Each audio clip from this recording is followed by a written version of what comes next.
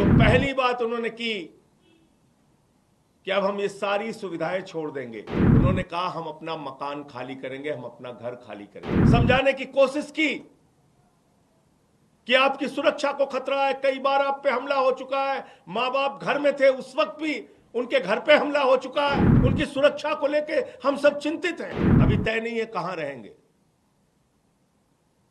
लेकिन आप सबके प्यार से, आशीर्वाद से कोई ना कोई ठिकाना तय होगा। मुख्यमंत्री के तौर पे बहुत सारी सुविधाएं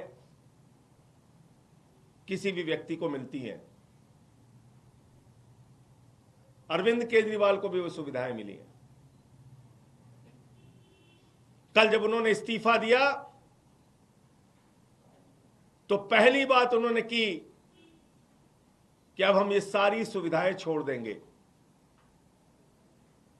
मुख्यमंत्री को मिलने वाली सारी सुविधाएं छोड़ देंगे। बाकी नेताओं की हालत हम जानते हैं। अगर कभी किसी पद पे पहुंच गए, कोई सुविधा मिल गई तो उसको नहीं छोड़ने के लिए सालों साल लड़ाई लड़ते हैं, घर से मकान से चिपके रहते हैं। लेकिन अरविंद केजरीवाल ने फैसला किया है कि उन्होंने कहा हम अपना मकान खाली करेंगे, हम अपना घर खाली करेंगे। एक हफ्ते के अंदर हम अपना घर खाली करेंगे। उनकी सुरक्षा को लेकर भी सवाल है। एक नहीं, कई बार उनके ऊपर हमले हुए।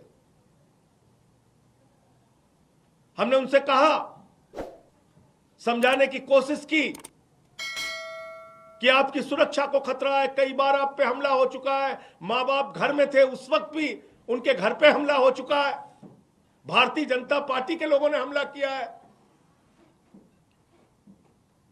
कई बार उनको शारीरिक नुकसान पहुंचाया गया, कहीं कालिक फेंकी गई, कहीं हमला किया गया, चोट पहुंचाई गई। ये सारा कुछ हुआ अरविंद केजरीवाल के साथ। उनके बूढ़े मां बाप हैं, उनकी पत्नी है, उनके बच्चे हैं, उनकी सुरक्षा को लेके हम सब चिंतित हैं। हमने समझाने की कोशिश की कि ये घर सिर्फ मुख्यमंत्री के तौर पे ही नहीं बल्कि आपकी सुरक्षा की दृष्टि से भी जरूरी है। लेकिन उन्होंने तय किया कि हमारी रक्षा भगवान करेगा, ईश्वर करेगा। मैं 6 महीने जेल में रहा, खूंखार अपराधियों के बीच में रहा, लेकिन बावजूद इसके ईश्वर ने मेरी रक्षा की, ईश्वर ही मेरी रक्षा करेगा, मुझे घर की कोई चिंता नहीं। तो उन्होंने घर छोड़ने का फैसला किया। घर छोड़ के लोगों के बीच में रहेंगे, आम लोगों के बीच में रहेंगे। अभी तय नहीं है कहां रहेंगे, लेकिन आप सबके प्यार से, आशीर्वाद से कोई ना कोई ठिकाना तय होगा जहां पर वो रहेंगे। लेकिन सवाल आज अरविंद केजरीवाल मात्र का नहीं है, सवाल है दिल्ली की 2 करोड़ जनता का। अरविंद केजरीवाल के साथ तो जो बीजेपी वाले कर रहे हैं वो आप देख रहे हैं, खुली आंखों से देख रहे हैं।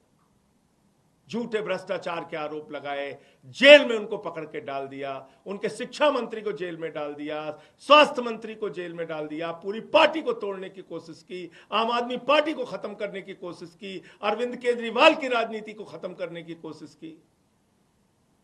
लेकिन आपके आशीर्वाद से अरविंद केजरीवाल ने अपने हौसले से उनकी इस राजनीति को जवाब देने का काम किया। अब समय आपका है, दिल्ली के लोगों का है, क्योंकि देश के प्रधानमंत्री तो खुलेआम कहते हैं मुफ्त की सुविधाएं बिल्कुल नहीं मिलनी चाहिए, बंद हो जानी चाहिए मुफ्त की सुविधाएं।